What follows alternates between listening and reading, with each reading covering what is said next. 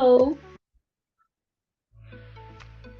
So today I want to welcome Christoph Huerman to talk about let me search to talk about taxes for global citizens. Today we're going to talk about a practical introduction to international flag system theory and how global citizens can structure their life across different jurisdictions. I see Chris is already here. I think you're already a co-host. Christoph, welcome. Yes, hello. Thank you so much for doing this.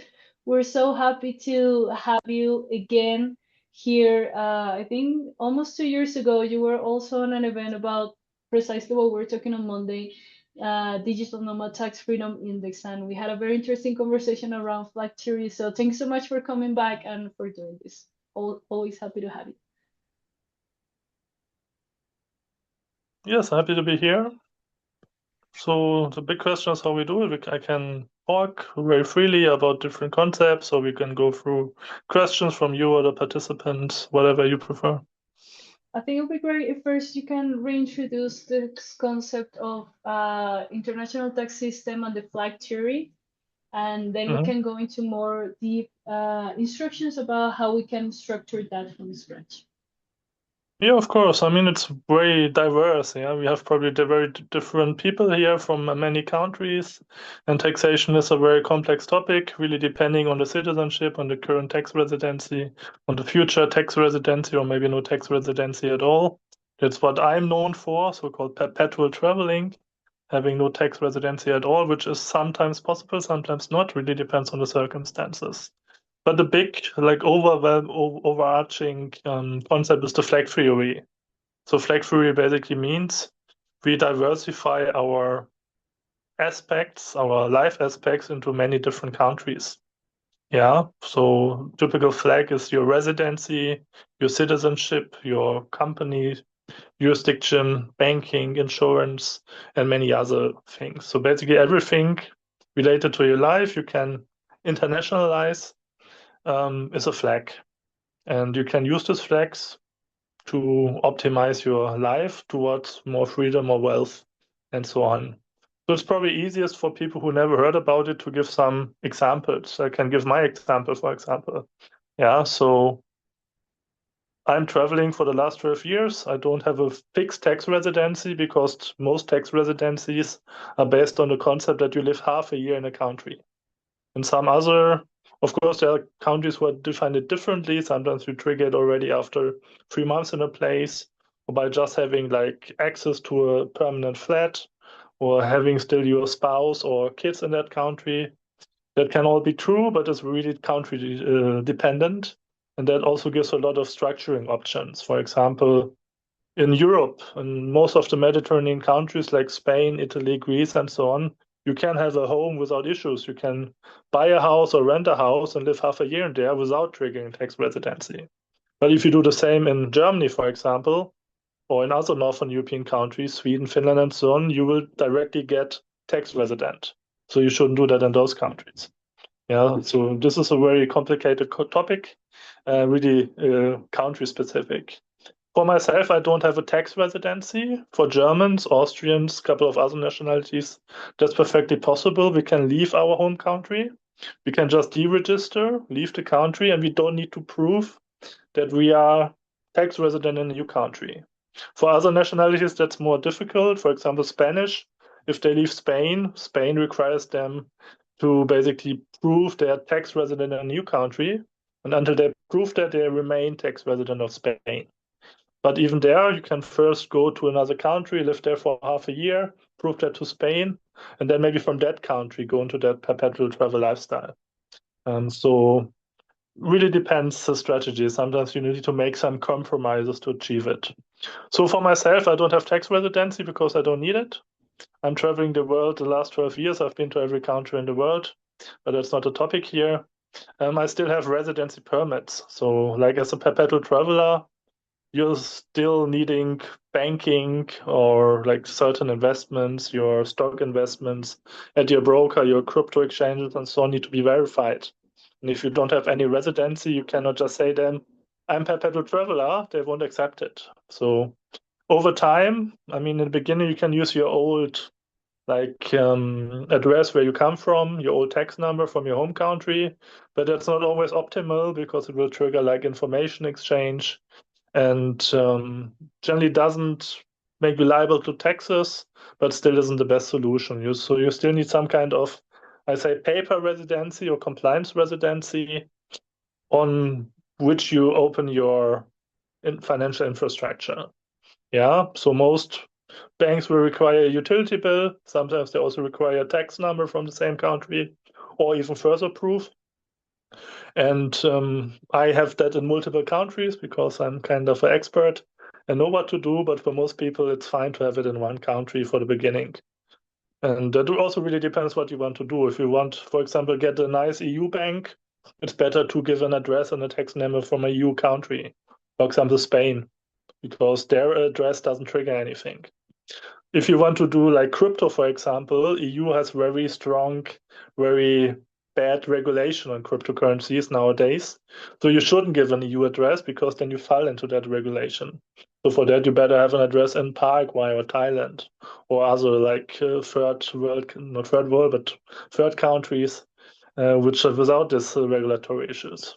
So it really depends what you want to achieve in terms of this residency permit. And the residency permits can give other advantages as well, of course.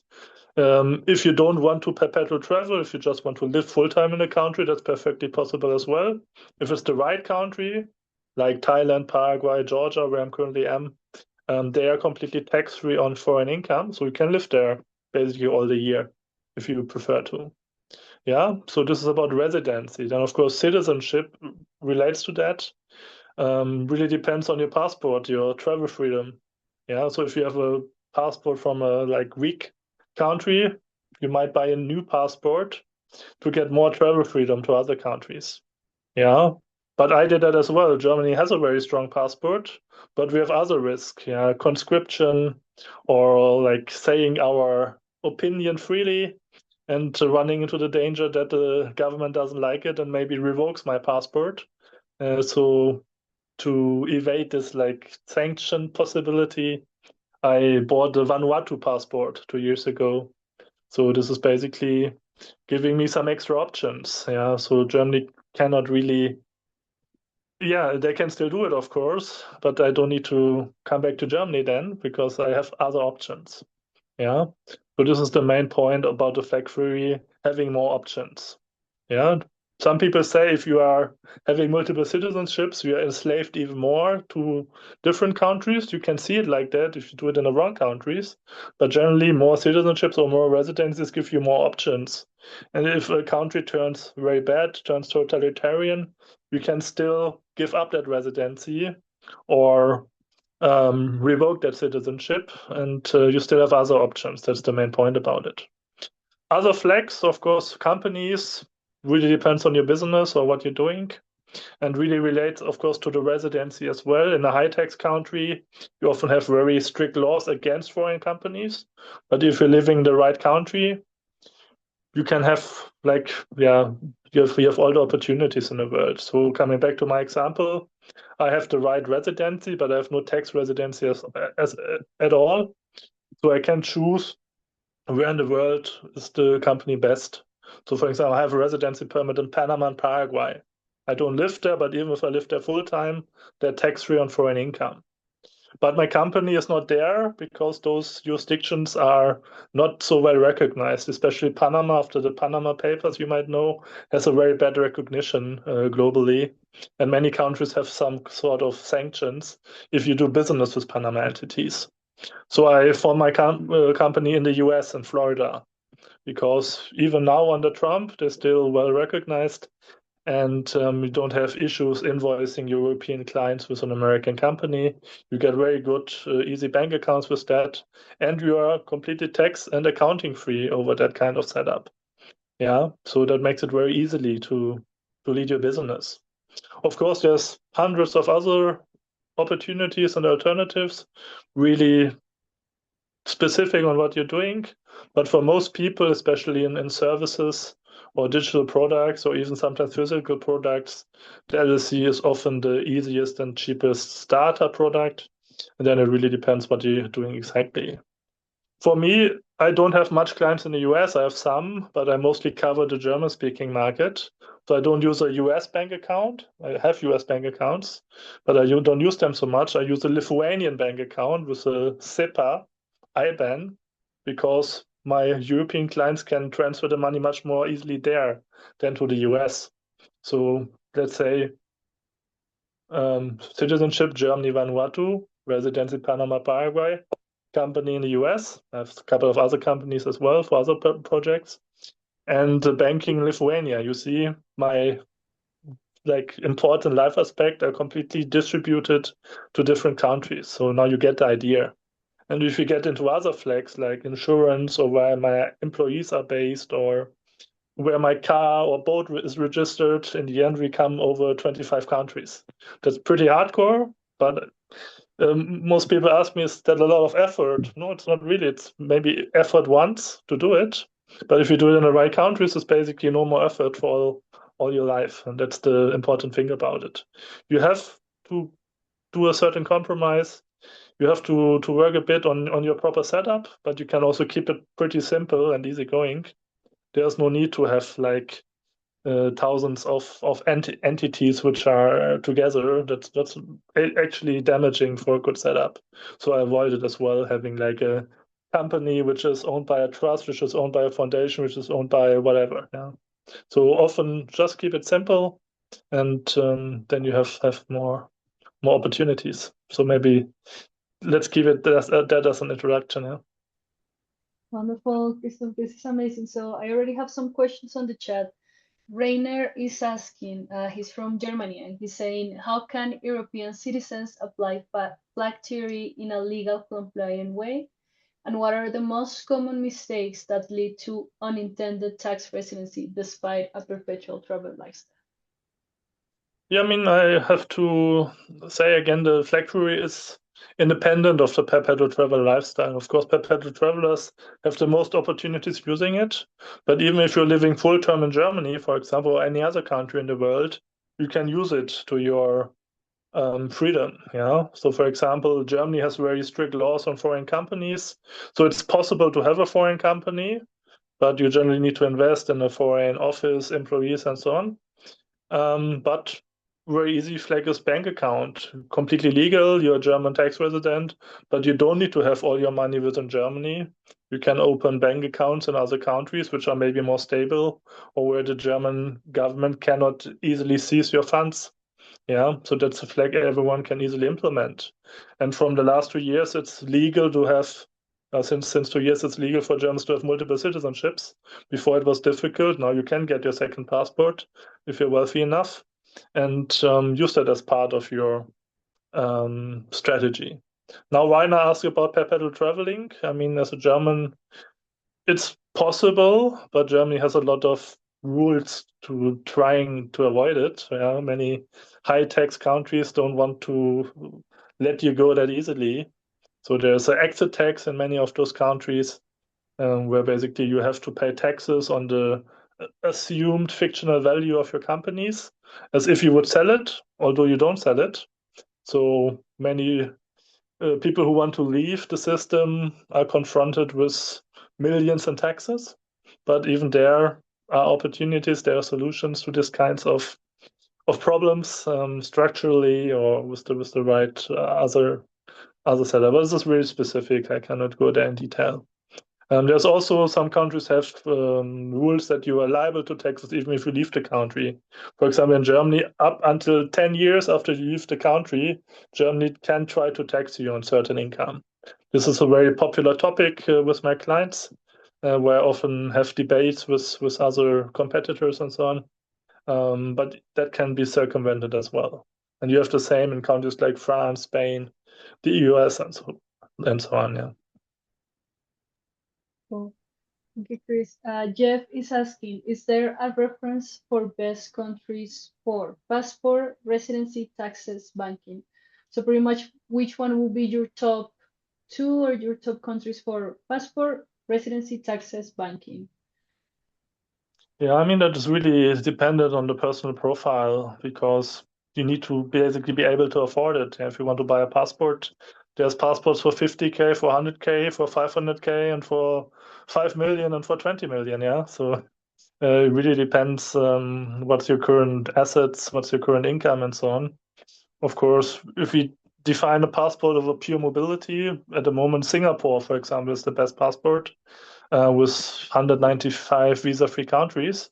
But if it's not the only factor to take account in, for example, Singapore is a very restrictive military law, very restrictive things on conscription, and is not that free on many other aspects. So there could actually be a liability even if you have that freedom. So it's really dependent on what you want to make of it. For example, my suggestion for passports is, and that's why I chose Vanuatu, especially if you're from like a high tax country at the moment, get a passport from a like weak, small country, mostly like a island state in the Caribbean and the Pacific, which don't have any taxation, like Vanuatu or St. Kitts and Nevis or Grenada and so on, and which cannot control you and doesn't want to control you, which often are politically completely neutral, don't have a military, don't need a military. With that, you actually advance your freedom compared to your current citizenship. With other passports, you maybe lose it. For example, Turkey has a very popular citizenship by investment program as well. I'm not a big fan of it. I will say if you invest 400K in Turkish real estate and get Turkish citizenship, yes, you might get some advantages, but Turkey is kind of a country which I personally don't want to be a citizen of because that could easily go wrong in the future. And the same applies for this other stuff as well, for residency tax and bank. I can maybe say what's the most popular. I mean, in residency for Europeans, it's mostly Cyprus, South Cyprus, very popular because Cyprus has basically tax freedom with very nice structuring advantages while still being in the European Union. And you have it guaranteed for 17 years. And there's tax treaties to most high tax countries. So you're basically shielded in Cyprus from bad laws of high tax countries. And the very important thing for tax residency, you just need 2 months in Cyprus. That's a big problem for tax residency. In most cases, you need to live half a year in a certain country. And most people nowadays who want to be flexible don't want to stay half a year in a country. And Cyprus, with the 2 months rule, is a very good exception for that. And on a global scale, we have lots of clients, for example, in Paraguay, because you can very easily get residency there. You basically don't need to prove anything, just some documents from your home country, flying there, pay a lawyer, we offer that as well, and then you get residency. First temporary, after 2 years permanent. And Paraguay is tax-free on foreign income and has many other advantages. So many people do it, and then they don't live there, but they always have the opportunity to come back. Yeah. Wonderful, Christoph. So we have another couple questions here regarding also those recommendations, but thinking of where to start. We have several profiles here on our course, but most of them are just starting to find a remote job and getting those options. So what would be one advice that you will give someone that is approaching this for the first time and they just started earning 2K of income working remotely? Which one will be their Yeah, I mean, that's next step? perfect. I mean, I started with that as well. I started when I was 24, 12 years ago from now, back, I mean. And I didn't have any income back then. I only had like 2K left. I was still basically just graduating from university, booked a one-way ticket to Mexico and started my lifestyle. And I knew after this 2 months as a backpacker, the 2K would be gone. And then I needed to get income in this period and started my blog back then. Yeah, and in the beginning I didn't earn much, maybe 500,000 euros a month, which was okay as a backpacker living in hostels and so on. But of course, you needed to get more. So definitely, if you earn 2K, you can start with that. No worries at all. Of course, if you have a big family, many children, maybe you should have some assets. If you don't want to be back in your home country after half a year, but generally, I wouldn't say you don't need much money to do it. You just need to be able to compromise. Like me, for the first 2, 3 years I was building this, I was required to stay in youth hostels and basically build up my business on the laptop from the hostel beds while everyone else around me partied. Yeah. So you need a lot of discipline and you need to compromise and go into the right countries. Yeah. When I started, I was in very cheap countries in Bolivia, Nicaragua, in the Balkans, in Europe. And only after I earned certain money, I was able to go to Australia or Iceland or other countries which are more expensive. Yeah. Wonderful. Thank you, Christoph. Yeah, that was something that we were also talking yesterday, that you just need to be sometimes disciplined and do your research and keep your head down and do the heavy lifting if you want to build this type of lifestyle. Another question says, how do you handle logistics for being a perpetual traveler? Any advice that you could give on logistics to handle all of this? Yeah, I mean, this is very dependent on yourself, how you want to approach it. Very little people do the same lifestyle as I do. I've been to every country and territory in the world, as I said. I'm traveling very active the last 12 years. Often I change places every 2, 3 days. And I don't know much people doing that as well, and that's not needed at all anyway. So most people who are perpetual travelers, they stay 1, 2 months in a country, or they just choose 2, 3 places where they always return, and that's perfectly possible. You can live half a year in Spain, half a year in Argentina, or live half a year in Thailand and half a year in wherever else in the world. Basically, every country is possible if you stay under the rules the countries define. That's most often this half a year. Yeah. So just very many people, for example, have a mobile home and travel around Europe with that.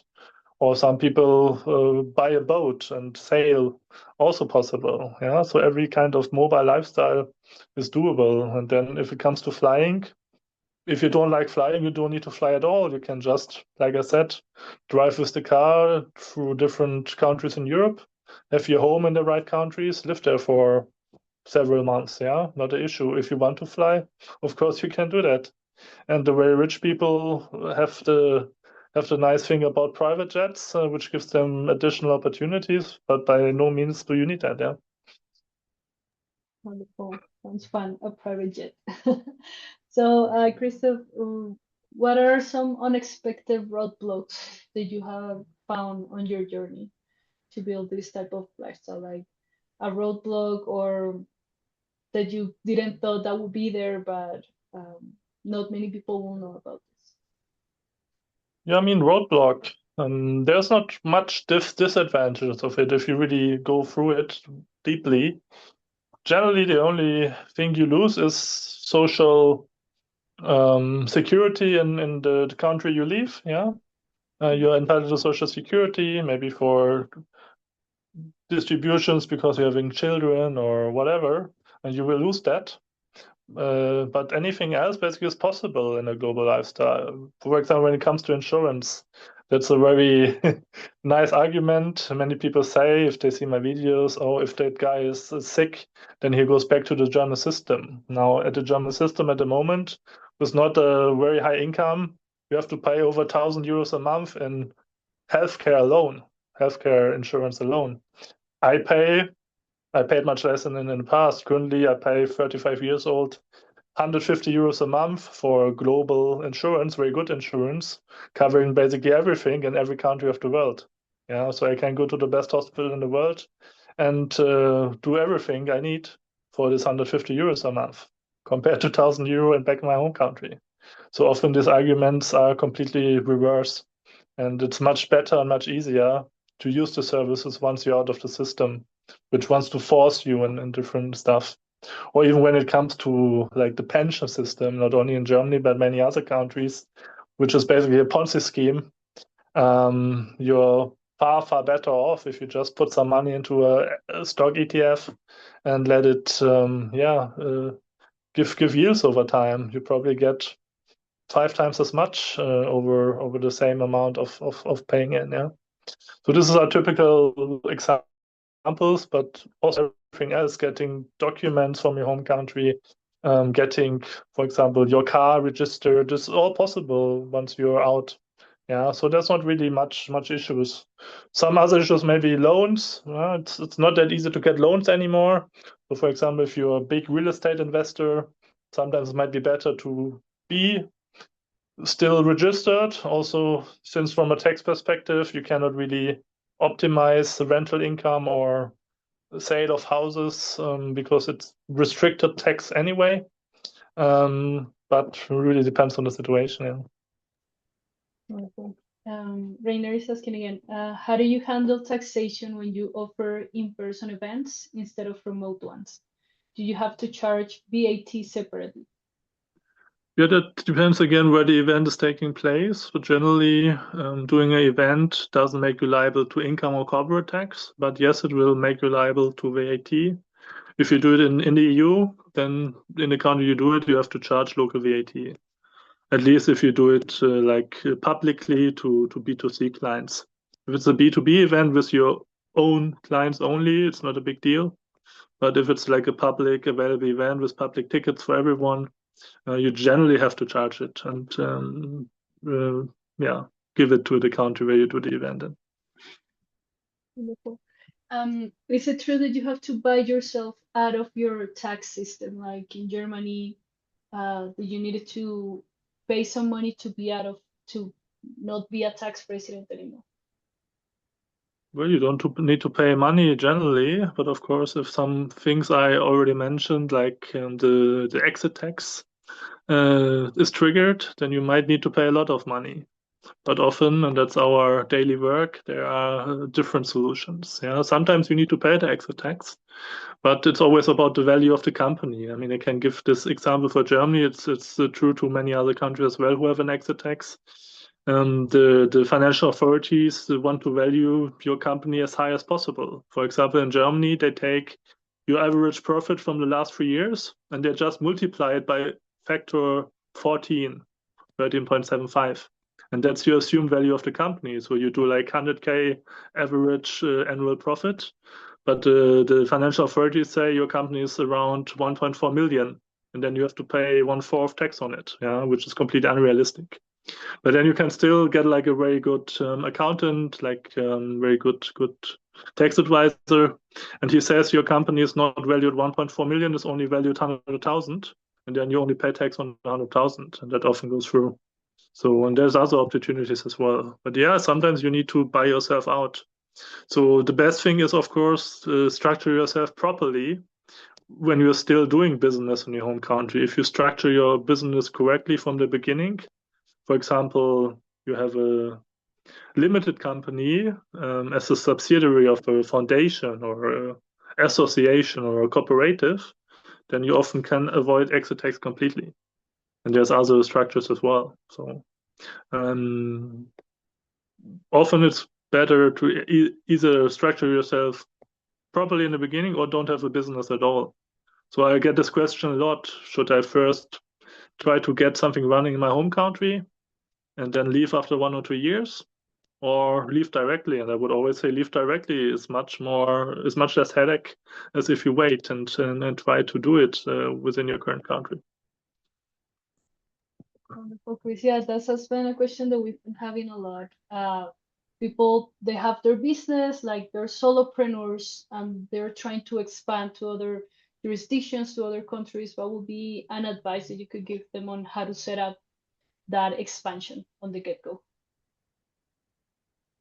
Yeah, I mean, generally, if you just leave and we assume you don't have issues with all this exit taxation and other rules, you can just leave. Maybe you need to prove a new tax residency. Then you do that in the right tax-free countries.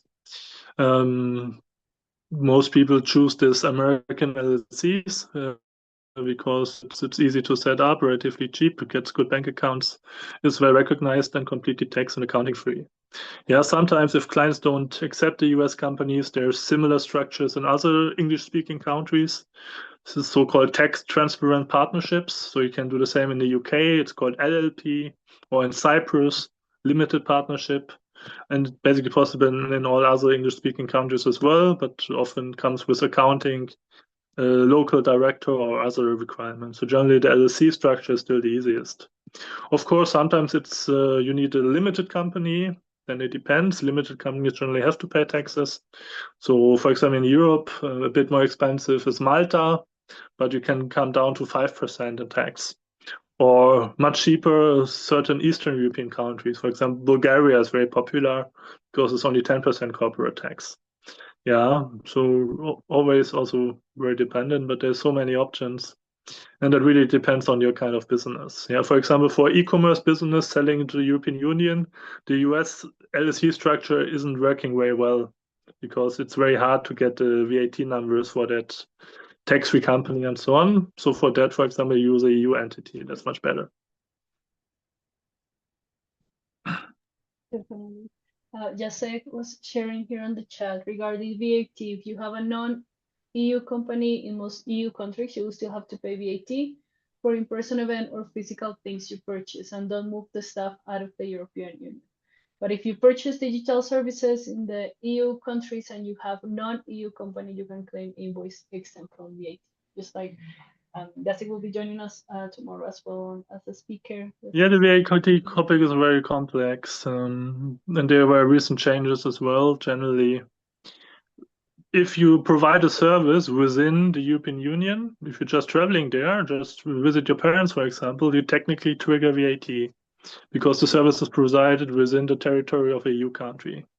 And then there is this rule on like the customer country principle. So basically, everything which is automated digitally or sold physically is anyway taxable there where the customer receives it. But on services, like I said, if you provide a service within the EU, technically there is VAT due on like B2C. But generally, I don't know much people who are actually paying it because it's very hard to prove that you actually did it since we have a non-EU company. Yeah. That's exactly it.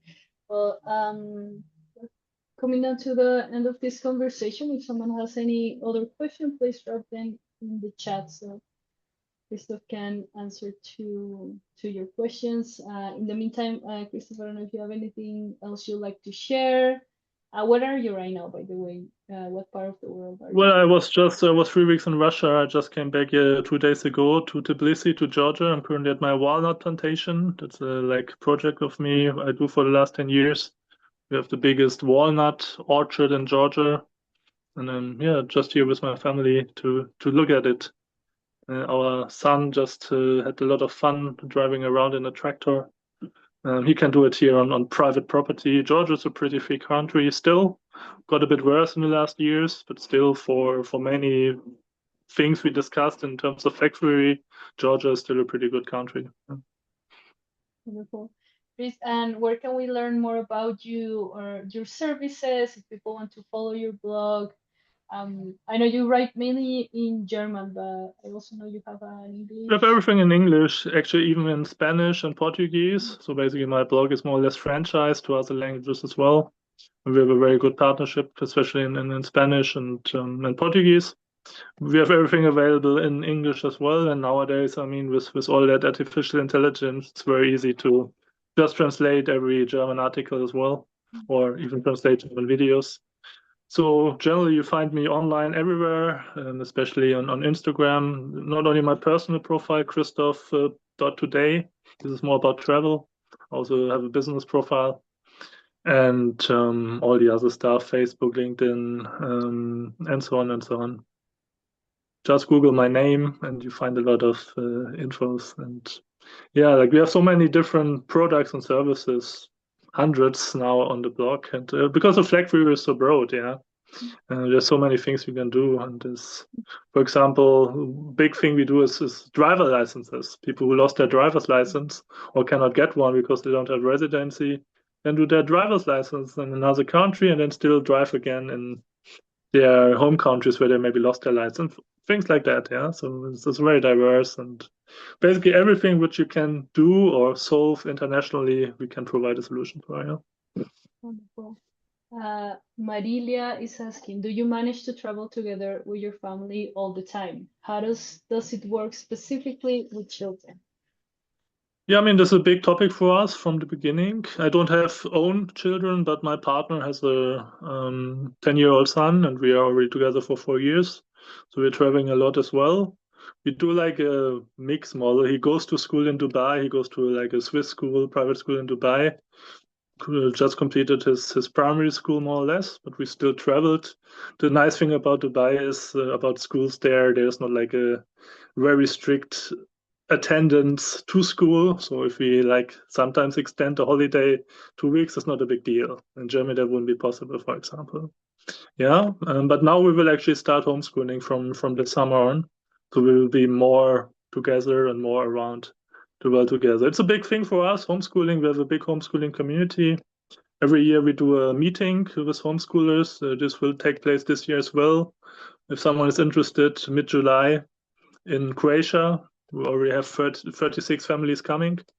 And we do it every year. We have often 100 children and their parents around a couple of days, and they just connect, get like playing, children playing together, parents connecting over different issues of homeschooling and flag theory. So there's always a very nice event, and we also will do that every year again. Again, it has a German speaking focus, but international people are always welcome as well. Wonderful. Yeah, and homeschooling is also a big topic when you're designing Yeah, we do a lot lifestyle. there. One of my employees used to be a teacher, has like a university education as pedagogue, and is a teacher, and he does specific homeschooling consultings with our clients. So he really sits together with the family and the children and discusses what's best according to the child's needs and interests, and how to like structure proper homeschooling education, because many parents have a lot of questions about that. Yeah. Wonderful. We have a question from Kiran. I'm currently working as an online English tutor with students in Germany. As a Nepali citizen, I'd like to understand what my options are for receiving payments. Would it be possible to open a German or US-based bank account? Or what could be the most practical and compliant way to manage international payments in my situation? Well, I mean, that doesn't depend on your citizenship, it depends on your residency. So I don't know what that is, but generally, just open a personal account is dangerous because most banks will close down your personal account once you receive business payments in a personal account. That might work for a while, or if you open to open many accounts, that could be a risk. Generally, it's better to use a proper company for that, like LLC, and then open a business bank account on the LLC, and the LLC can open accounts with typical European online banks like Wise or Zen or other ones. Get a nice SEPA IBAN, and then you can get as many business payments as you want. But if that's possible, it really depends on your residency. As well as this e-residency from Croatia, I think that was big for a while, that you can open online bank account. You don't even have to go to the country to get banking from Croatia. What e-residency? Like an Can you e-residency. repeat that again? Is it possible to? Just like an e-residency you can get in Croatia. But I don't know, Kieran, if you many people can see what was. I mean, e-resident generally is not relevant much. You can with e-resident you can easily open bank accounts or companies or something like that. But generally, e-residency is worthless if you don't have a local address, a local tax number, something like that. So I don't really know what you mean, but yeah. Wonderful. Kieran, was that clear? You can write on the chat.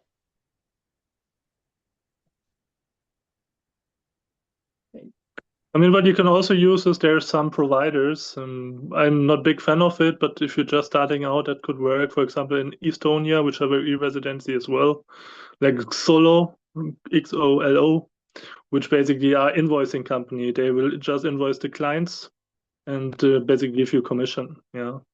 So everything runs over their setup, and they just give you a monthly payout on your bank account wherever it is. Or nowadays, there's a lot of nice crypto options. We have an article on that recently published, and where you can just provide your European clients a European IBAN, and they pay on it, but it's automatically converted to crypto and paid on your wallet. So that could also be a very nice option if you are using crypto. Definitely. Christoph, so now final question so that we close this session. It's all from all of the places you've traveled the world. Which one has been your favorite so far and why? You will be happy because obviously it's Argentina. I'm a big fan of Argentina and come there regularly. I even have some vineyard there. But yeah, I mean, there's of course now with the kind of libertarian president, it goes in the right direction. I was even a fan of Argentina way before, and Argentina is a very big country, has basically every kind of landscape and climate zone, and very nice people. So I always like to return there. But I mean, really, really depends. There's many other nice countries.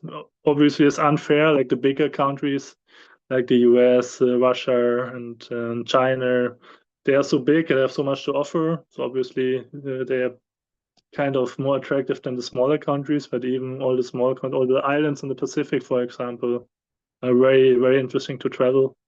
And I can also really um, recommend traveling to like dangerous countries. Yeah, like some of my best travel experiences I had in countries like Syria or North Korea or Afghanistan. And I wasn't there for only a day, I was there for 2, 3 weeks, often in very tense situations during the civil war in Syria, just a few months before Taliban takeover in Afghanistan. And I have very nice memories there. So you shouldn't hear too much on what your embassy says or the newspapers say. Often it's safer than you think, and you make very life-changing experiences there. Yeah? Definitely. Christoph, again, thank you so much for your time and for always supporting Liberty International mission and vision. We were very happy to have you here today, and we hope to host you again in the future if the opportunity arises. Remember, we will have this on our. I'll be sending you the recording of this in a while, and you'll have access for it for another 30 days. If you want to know more about Chris, you know where to find him. I send that link here on the chat, and I see all of you tomorrow. Christoph, again, thank you so much for today, and thanks so much for your time. Yeah, it was a pleasure, and hope to be online again with you soon. Wonderful. Have a lovely day. See you tomorrow. Bye. See you.